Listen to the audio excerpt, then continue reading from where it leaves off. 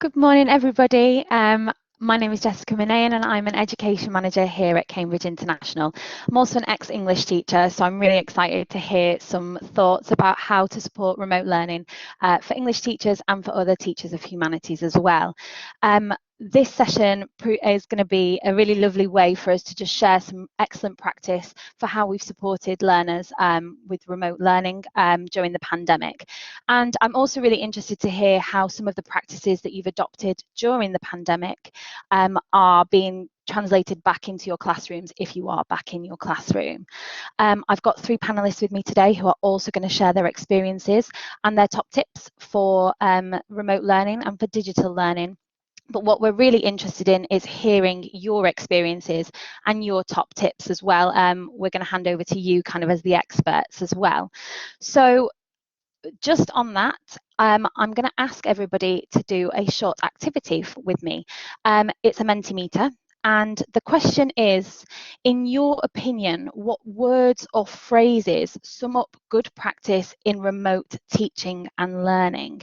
If you follow the link and then use the code to log in, we will hear your thoughts for what words or phrases sum up good practice in remote teaching and learning.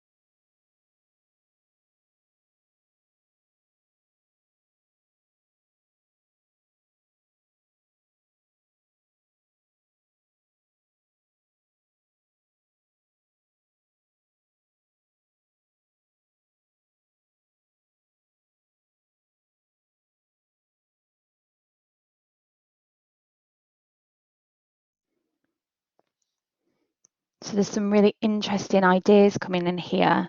The biggest one being communication. I think that's so important.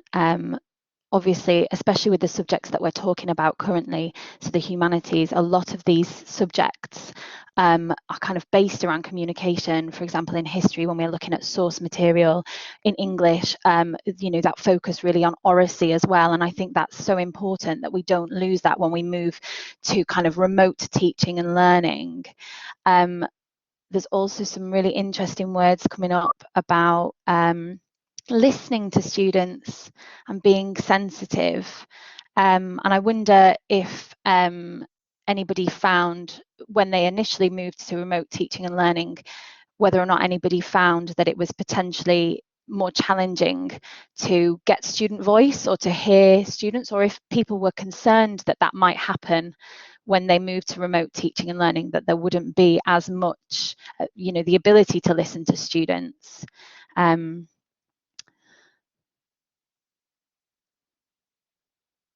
There's a lot around engagement as well, and I'd love to hear some thoughts about engagement and how you continue to engage learners. That's one of our biggest words. around engagement, are we talking there about student engagement? Are we talking about how we make sure that learners remain engaged throughout the whole lesson?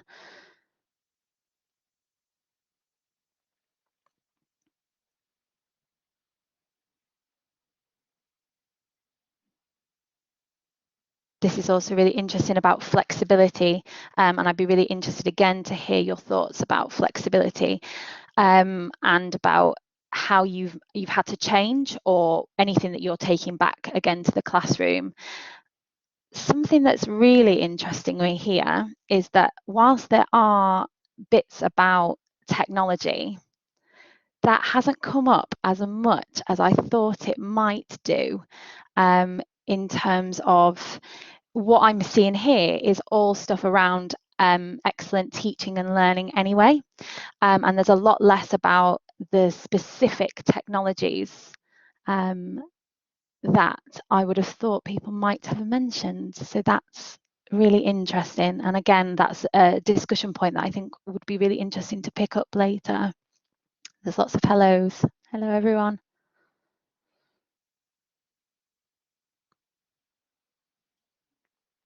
This is a nice one. Gamification just has come up, and that's a really interesting area, I think, that people are starting to branch out into.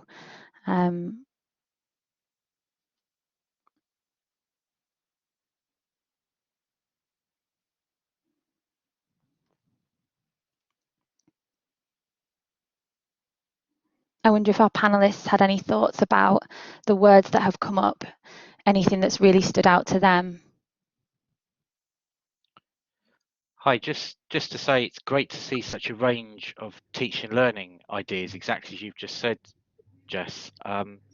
Particularly interesting that this isn't about technology, and without going on to what I'm about to say in a short while, it's so pleasing to see these words appear rather than items about moaning about things not working or problems with technology. I also liked to see the risk taking, and I would say actually it's encouraging obviously students to take risks, but also teachers with all the new with all the new possibilities that's offered by online. That's very true, Jane. That's a really good point. That this word kind of links to that, this idea of intrigue. You know, are we talking about student intrigue, or are we talking about ourselves as teachers being intriguing and, you know, encouraging students to have intrigue in what we're doing?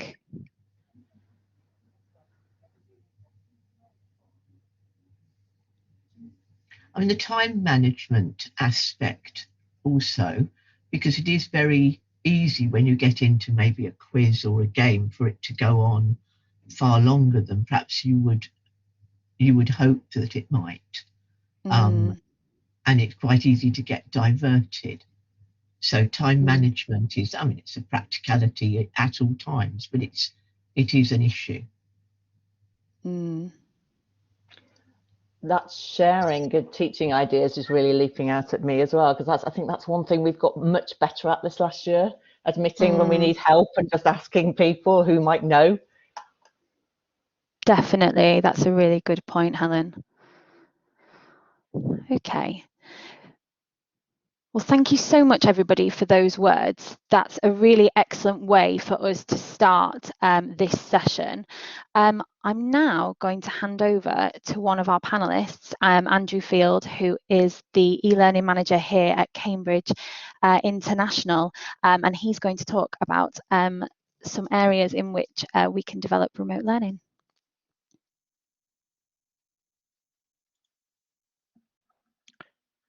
Hello. I'm Andrew Field, e-learning manager, as just explained. I originally trained as a history teacher and then developed a range of online resources and learning websites together with communities to help teachers discuss and share ideas. I strongly believe that teachers involved in delivering humanities, languages, and social sciences are far more technology ready than they believe. I believed this in 2001. and I believe it even more today.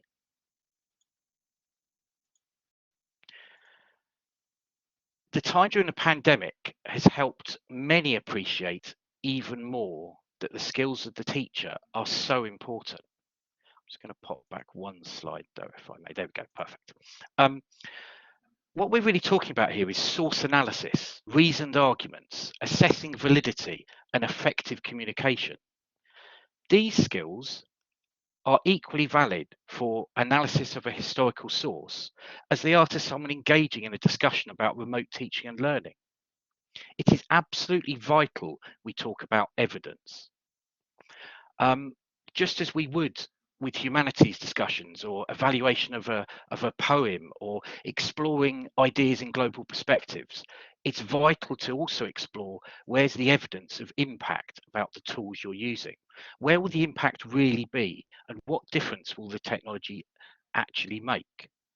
As teachers have found themselves in challenging situations during the pandemic, being forced to use remote teaching and learning, this emergency situation has, for some, turned into a great opportunity to see what works and also equally what doesn't work. And this isn't about Cambridge telling you which tools to use. Instead, this is about Cambridge suggesting approaches and suggestions of ways to explore tools and ways to make use of them for effective teaching and learning. Resilience is a key skill for learners, even before the pandemic. But faced with overwhelming information, internet searching, trying to discover the answers for items, it's especially so, considering the huge range of information available. And one aspect of resilience that is the most significant for me is the fact that teachers around the world have adapted and kept going. With different levels of technology, different access, different approaches, it's been testament to the resilience of all teachers to keep learners engaged and enthused. As one of the words that came up in the Mentimeter just now, it's really important to consider flexibility. In pandemic emergency situations, you may have been forced to deliver learning remotely or through a hybrid model. However, out of such challenging situations, you will have developed your own personal favourite tools. And whereas maths and science teachers may feel they have an immediate use of technology, humanities, languages and social sciences is actually where technology can add the most value. Two examples from Cambridge teachers I'd like to share. For history, a teacher developed a Kahoot quiz, but not merely using it as a quizzing tool. Instead, she gave groups of learners part of a topic to research. They then had to produce their own interactive quiz for use with the rest of the class. This changing dynamic of such tools is encouraging students to lead their own learning. Here, the teacher was confident enough and able to adapt the need to run a live lesson, and instead set a task, didn't require videos on, then brought everyone together at the appropriate time. This is a really effective way of delivering remote learning, not forcing live screen time. And for another subject of global perspectives, a teacher used Flipgrid with lower secondary learners. Here the teacher allowed students to share video responses, but because of using the tools with Flipgrid, she was able to moderate these before they became live. And then she was able to allow video discussions to flow to allow every learner to be confident to share their views. So here, these are two examples of where technology is being used to do things differently that perhaps wouldn't be possible in the traditional classroom. What is important to also consider is what we offered in March 2020. We produced and shared the suggestions for remote teaching and learning. And whilst this was a list of suggested tools, we were particularly careful to focus on the importance of the teacher themselves. We've encountered various models of delivery, and you as a teacher, knowing your own learners, knowing the situation in your school, have to be the focus. You know how to differentiate and adapt the activities for your learners. You know how to encourage them to do their very best work in challenging situations. And regardless of the models used for delivery, the pandemic experience would have forced you to undertake some form of different approaches. And I hope you'll be even more aware of the importance of teacher confidence. Now, this isn't teacher arrogance or the teacher being the technology leader. Rather, this is teacher confidence to allow learners to make the best use of technology, to allow learners to take a different role in their learning, and most importantly, to realise that it actually isn't anything to do with technology at all. And I'd like to end my section on a quote that I often use, as you can see on screen there. Thank you. I'd now like to hand over to Helen Ash. Brilliant. Yeah, thanks, Andrew.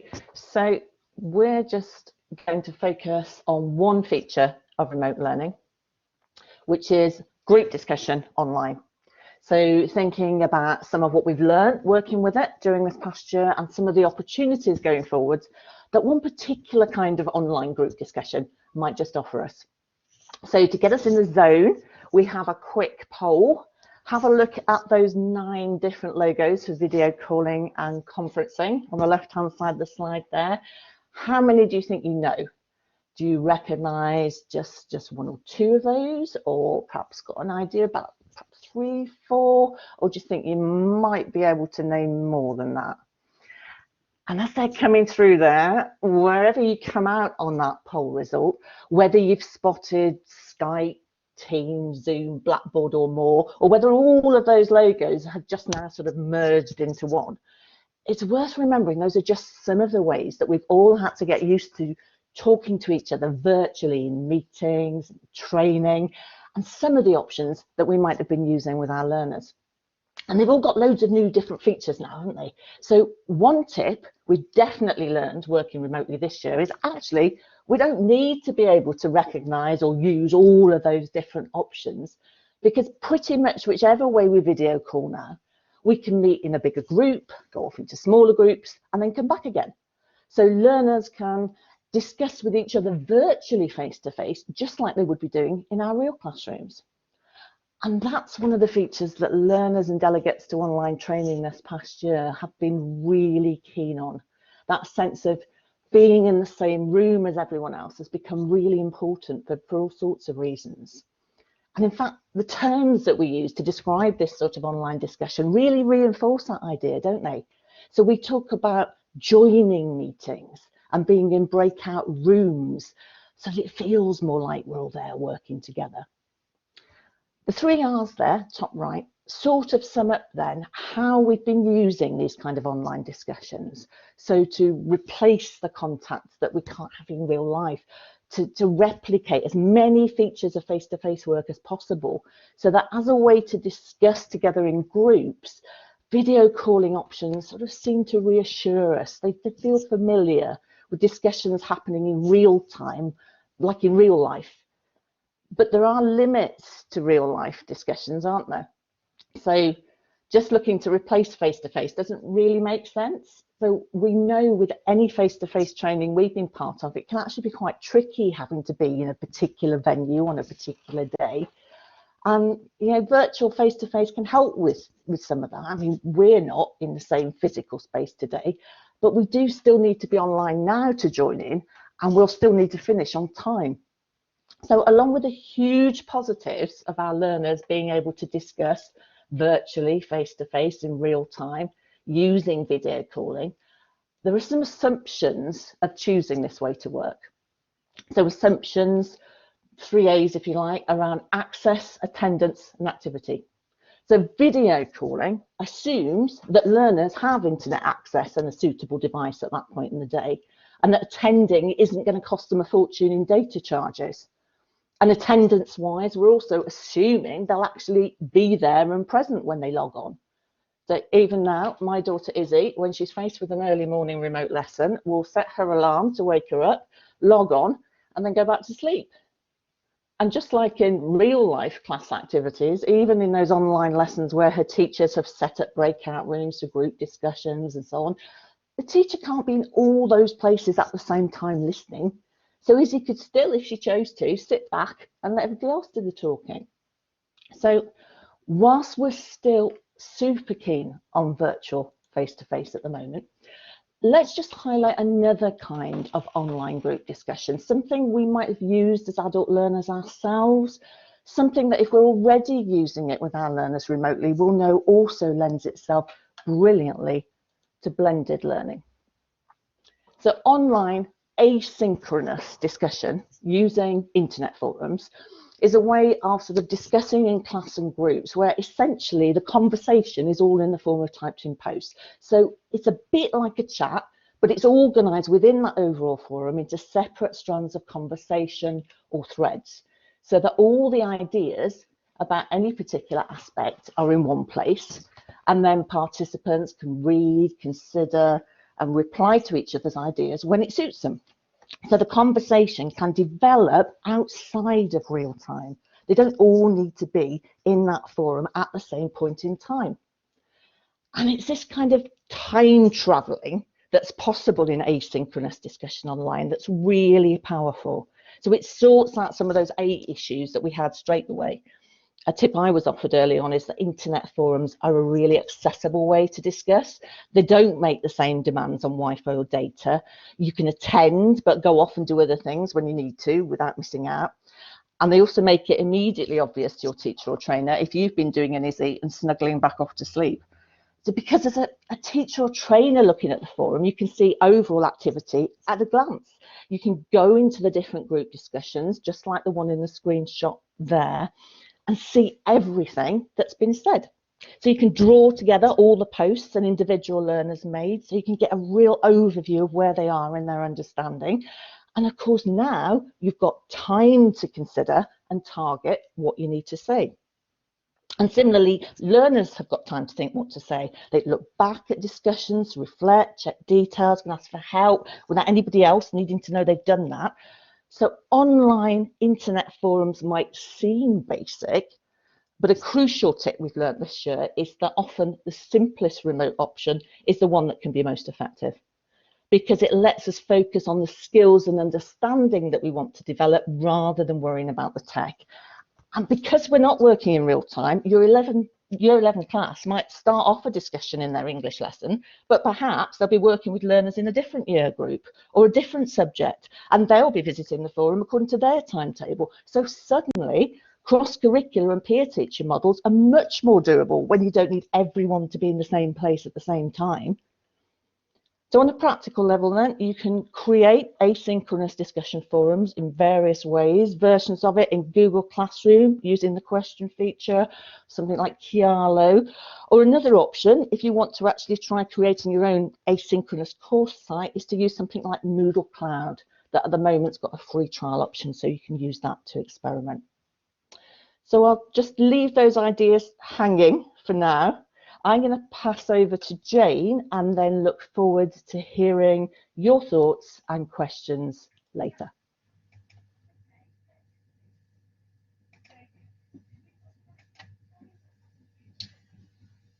Well, good morning, everybody. My name is Jane King. I am a business teacher, business and economics teacher of Cambridge courses, and I'm also a trainer for Cambridge since about 2007. The way that I'm coming at this session is really to share what I have experienced in school, starting from when we suddenly had to switch to remote learning, and coming up now to the present day where we're really doing blended learning. We've still got some students not in school.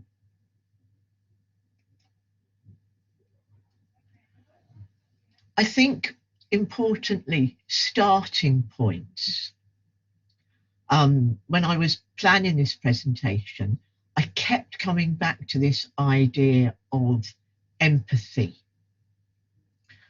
No difference really to being in the classroom. We know that all students are different.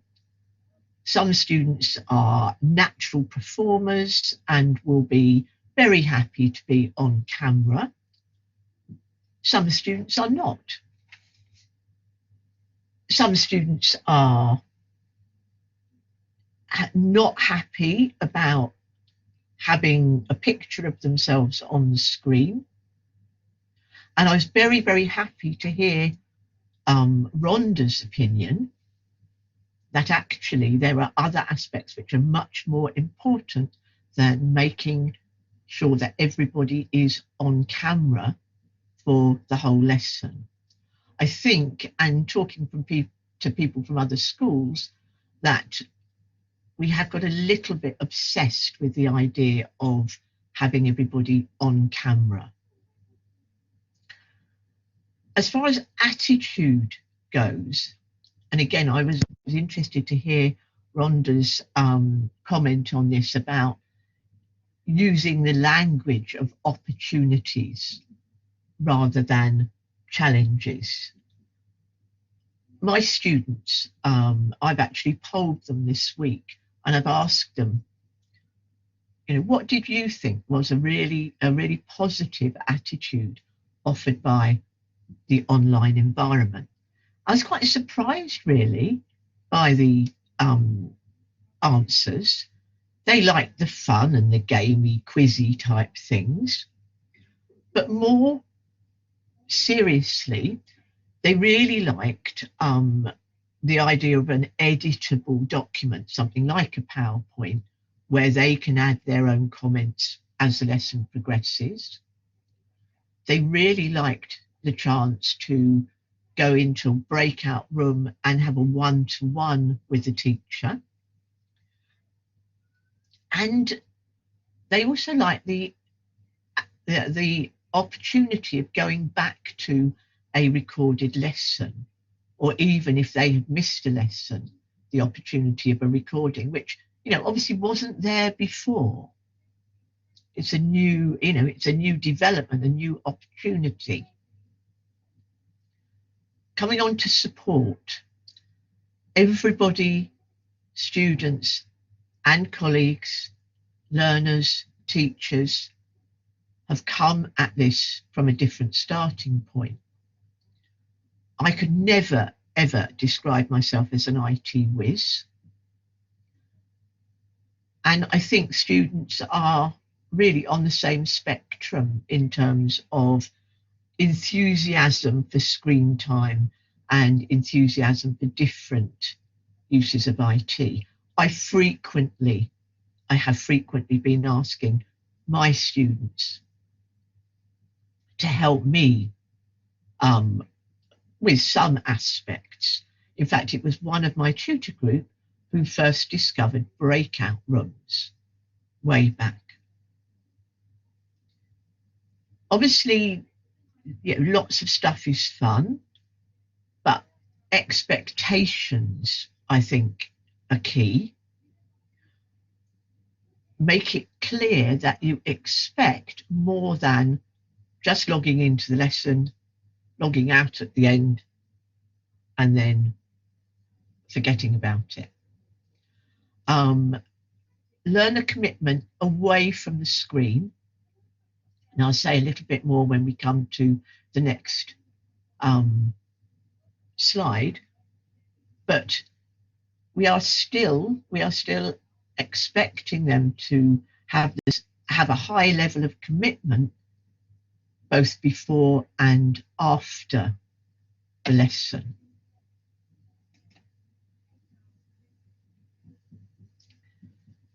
I'm sorry to come back to cameras again, but there are different learners will have different needs. And this is where trust comes in.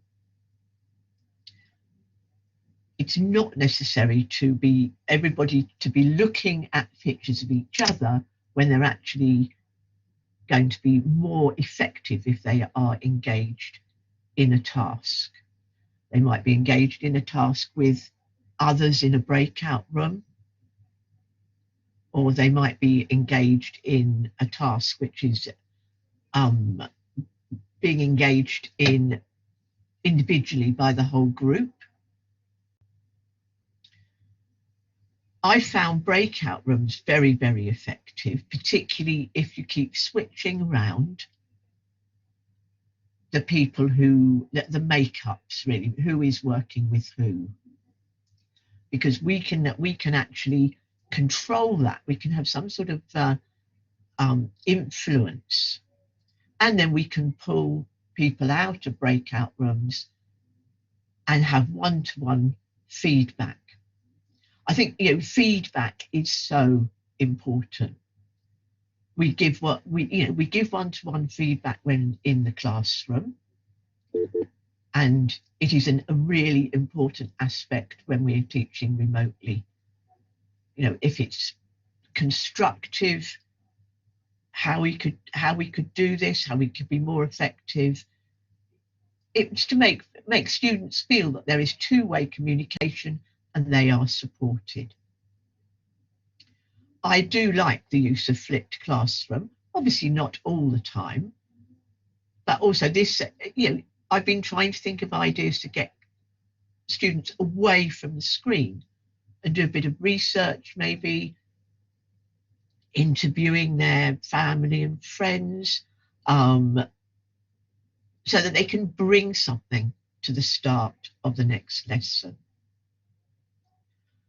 My real example in the business and economics context is I've had them doing a fantasy business plan for a business of their choice, but they are using a template, a PowerPoint document, which they are adding information to. This isn't IT whizzy in any way whatsoever. It's really basic stuff. But when I talk to the students, they really enjoy that. They like having the outline.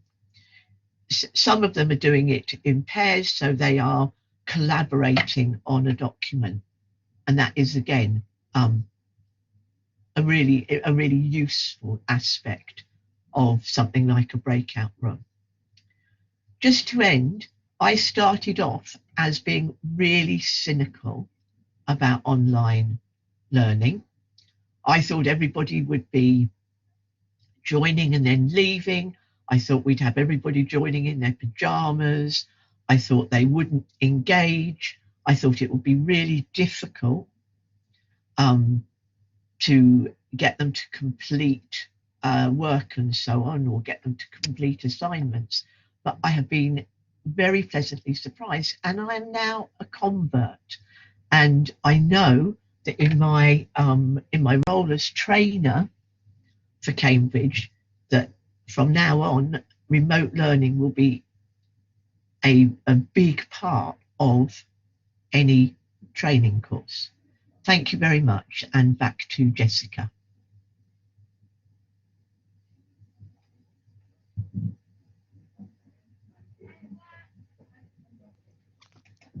Hello again, everybody, and thanks so much to our panelists for sharing their insights and their thoughts. I thought that last point about kind of initially being quite cynical about online learning and then changing your attitude or changing your mind based on experience was really powerful. I think a lot of our teachers have expressed similar kind of concerns and questions about how they're going to manage an online classroom. So that's really, really pertinent, I think, to the challenges that people are facing when we think about remote learning. I loved also the practical tips that were shared, and that really powerful quote about the fact that it is still about teaching, and that's something that we really value at Cambridge, the fact that we have such strong teachers, and this is bigger than technology. This is about excellent teaching. So on that note, we are going to hand over to you. And what we would like you to do is we would like you to share your practical tips for remote or blended learning. In the chat, there is a link to a Padlet site. And if you please just click on the plus button, the little pink or red plus button, you can add your thoughts. We are going to have a look at your thoughts, and then we'll come back and have some feedback on that. So I'll give you some time to do that now.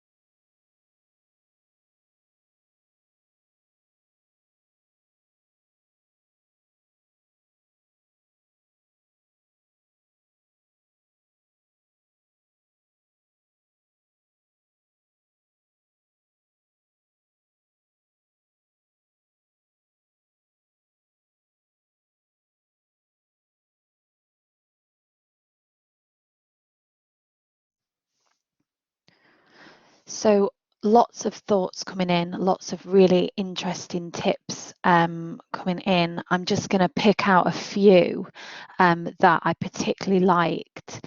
There was one about asking the students, and I think that's so powerful, being able to ask your students what would have made this better, and what technology could have been used to make this better.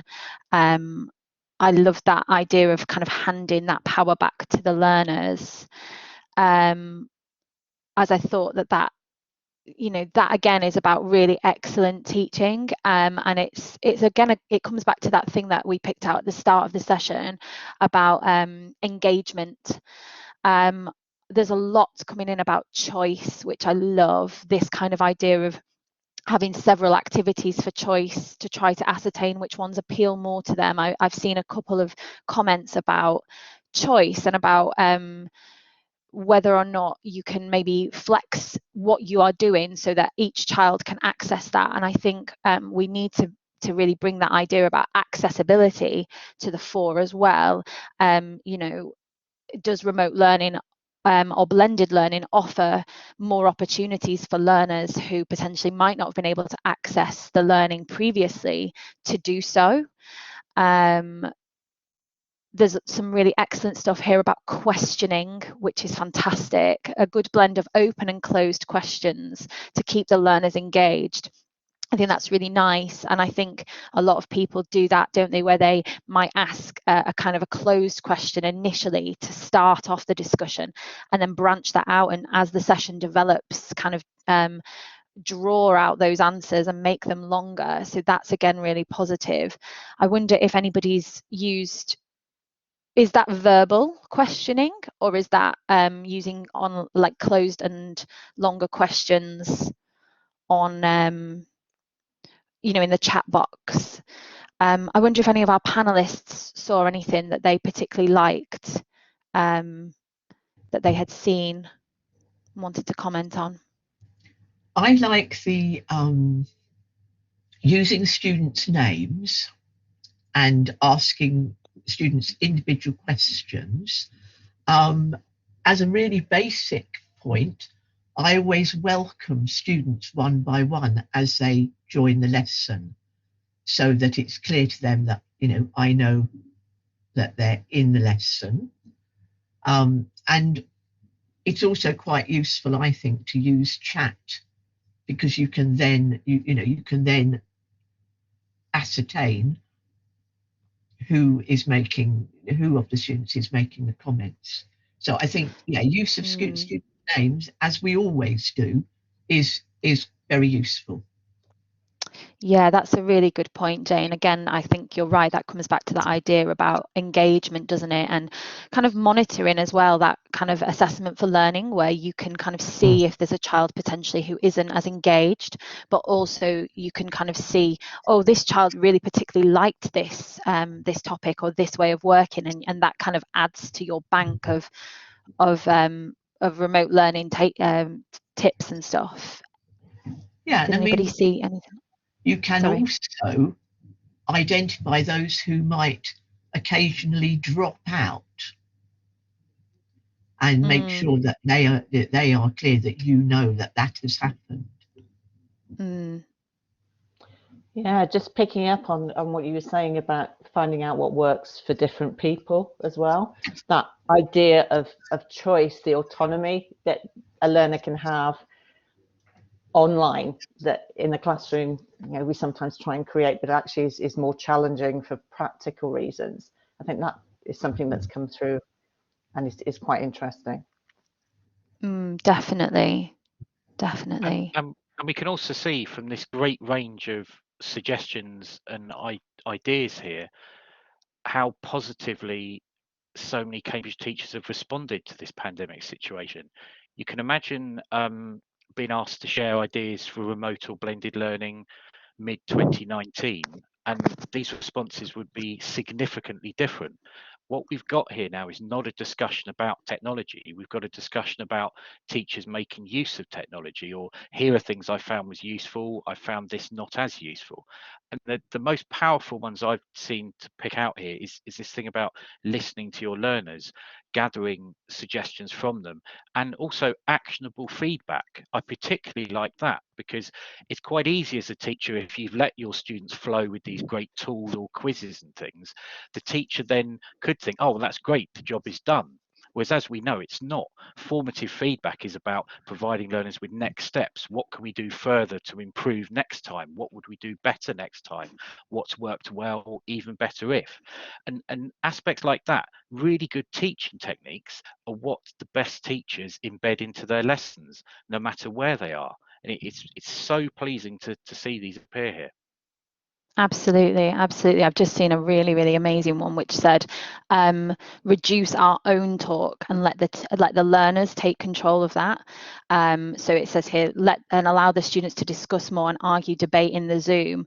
And again, I've seen another one that touches on your point, Andrew, about feedback, providing instant feedback whilst on the call, especially when you get to see the responses. Again, just so powerful, thinking about the use of technology, but really handing that over to the learners and thinking about their improvement and thinking about what they can do next time. So yeah, just really, really lovely stuff. So thank you everybody for sharing those excellent things. So this Padlet will be available after this session, so you'll be able to look at this again, and potentially pick somebody's excellent tip and think about what you are going to include in your lessons. So we're going to hand over now to you for any questions that you may want to ask our panelists. And I'll give you a bit of time to post your questions in the chat. We might not have time to pick everybody's questions. Obviously, we do have a lot of people on the call, but we will try and get through a number of questions. So feel free to ask us.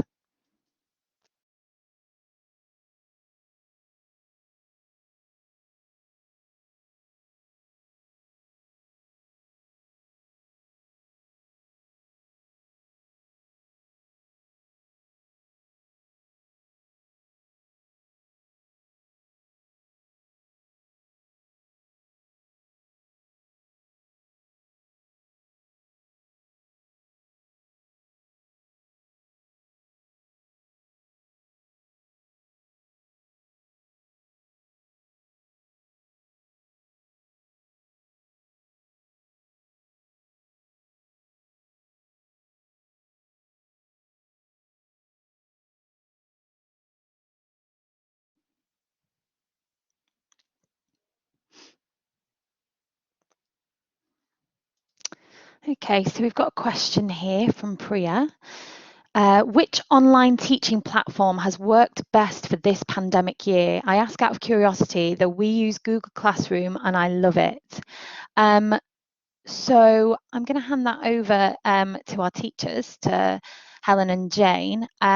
Which online teaching platform do you think has worked best for you? Has there been a range? What would you say?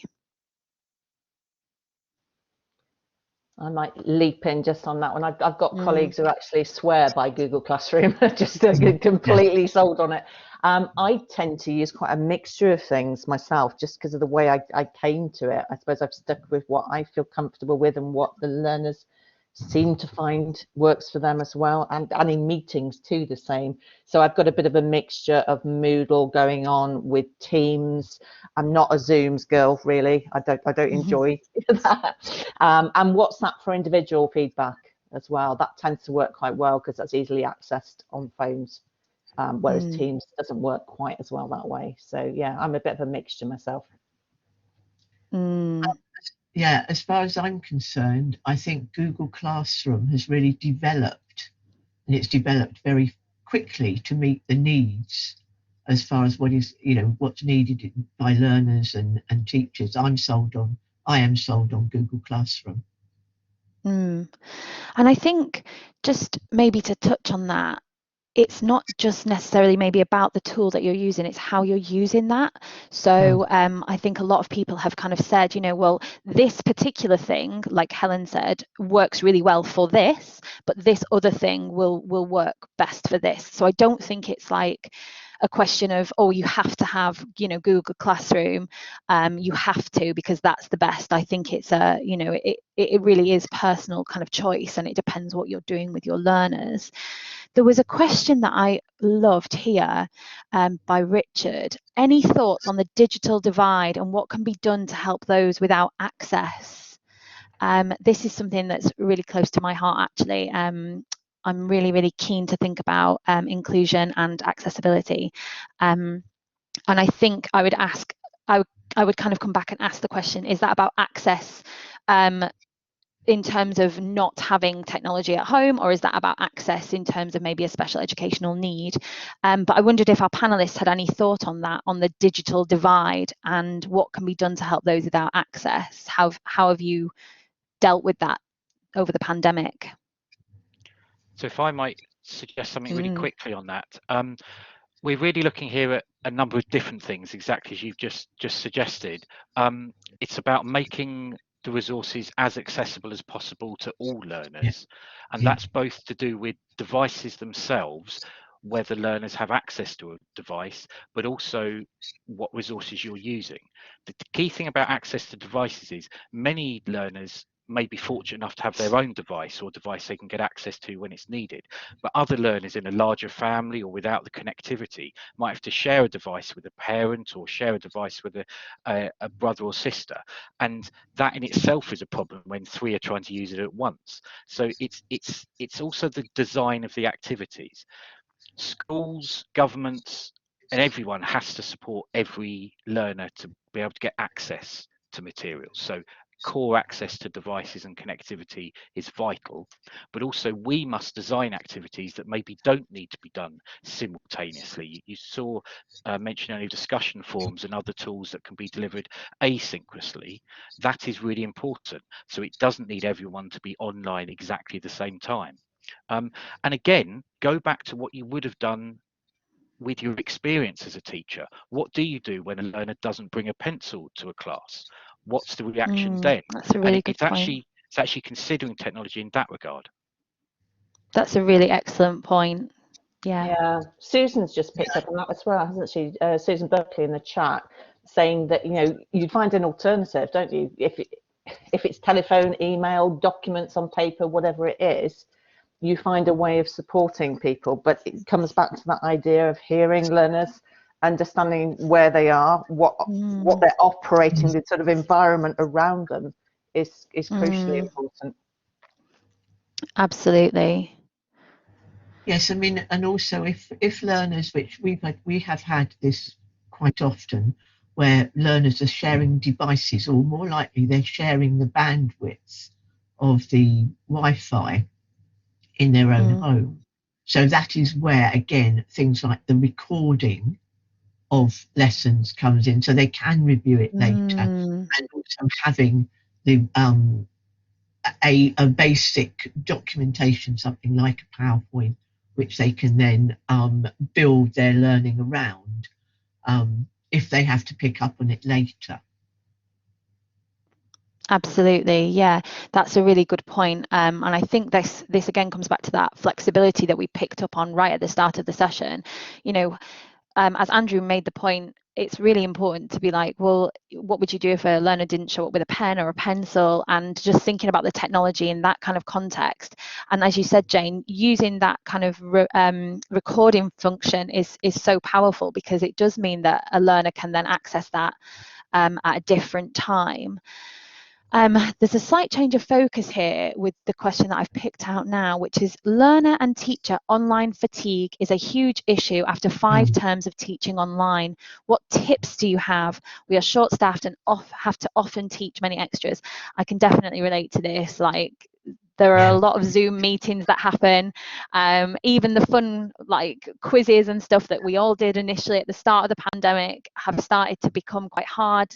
So I wonder if anybody has got any tips about learner and teacher fatigue based on working remotely or working online.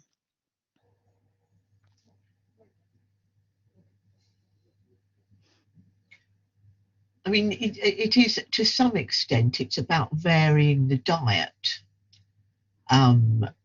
both within lessons and what you ask students to do outside of lessons. But of course, when we've all been locked down, that is not necessarily very easy. But I think fatigue is less if they're doing different things. Yes, very true. And I wonder if, I mean, this may be a contentious thing to say, I wonder if sometimes actually doing something without technology can help alleviate that fatigue. Obviously, I understand that we are locked down, but I wonder if giving learners something to do away from the computer independently could be helpful for online fatigue. That's absolutely the way to do it. Absolutely. It's about differentiating and varying the lesson activities, but they don't all have to be done on screen. A question posed on screen, and then learners being asked to go away for 20 minutes, go for a walk, turn off the screen, come back at a certain time. It's been amazing to hear teachers who've been willing to propose such suggestions, and they thought all of the learners would run away and never come back, but actually they do, because the learners are as engaged with their learning as teachers are, and they want to make progress. But having screen breaks, not forcing people to be glued to a screen, is so important. Cambridge has produced a number of resources about this, and I thoroughly encourage others to explore and read some of those afterwards. But essentially we're saying it is exactly as Jane said about varying the diet, and also providing learners with a range of approaches. Not everything is going to suit what people need, and perhaps with illnesses rife and challenges and everything like that, to actually concentrate on a screen is hugely mentally challenging. So it's really important we don't have activities that require you to be glued to a screen. Yeah, this kind of maybe feeds into this this question that's come in from Nandan, which is how many hours of school time do you think is ideal in an online platform, and what should be the ideal time for a period? I think that maybe links into that question before. It's potentially about just really differentiating for your learners, and some days, you know, you may get them to come together at the start of a lesson and then go off into breakout rooms for 20 minutes together, but other days you may have them come together at the start of the lesson and then go off independently, a bit like what you said, Andrew, and work on something, go and read, go out for a walk if possible and if safe, and kind of make that flex for them. So there are some really lovely responses here. We attempted 30 minutes and then changed to 45 minutes. And it's exactly like we as teachers know what works well in a lesson. The 3-part lesson with an active starter, a first activity, a reflection activity, another activity, and a plenary. That works because it's a series of engaging and different activities. It's about applying the teaching expertise in the remote environment. Yes. Yeah. There's a really excellent comment here from Dr. Suzanne, who says the best way to counter fatigue is to stop in your tracks and have one class of just exchanging, conversing, relaxing. And there's another one here. We were not able to lessen the fatigue for students and teachers as the use of laptop wasn't restricted to attending online classes only. So yes, counselling lessons timetabled in along with form time, extracurricular and PE lessons, just such excellent ideas here. And it's so encouraging to see such excellent ideas to not just support the online learning of learners, but to support their emotional well-being and their needs outside of this. So fantastic ideas. We maybe have time for one more question, which was about assessment. Any tips for online assessment? How do you ensure validity and fairness? We've just started using Examnet. Yes, that's come up a lot in the chat. This seems to have a lot of, I've only literally seen it for the first time yesterday, because we're coming into the summer assessment opportunities, as we're calling them, as opposed to exams. And they are going to do their assessments on Examnet. And this does seem to have a lot of very useful features. Yeah, someone else has just said Google Forms for assessments, and Exam.net has come out massively as the way to kind of assess learners. Okay, well, that is the end of our session. Thank you all so much for attending and sharing your thoughts and sharing your ideas. We obviously couldn't do the session without you, and really, you know, you are the experts here, and this is exactly what we need. We need this amazing sharing. So if you want to get in touch with us, our email address is on screen, as is our telephone number. Thank you again so much for your time this morning, and I hope you found the session useful. Thank you.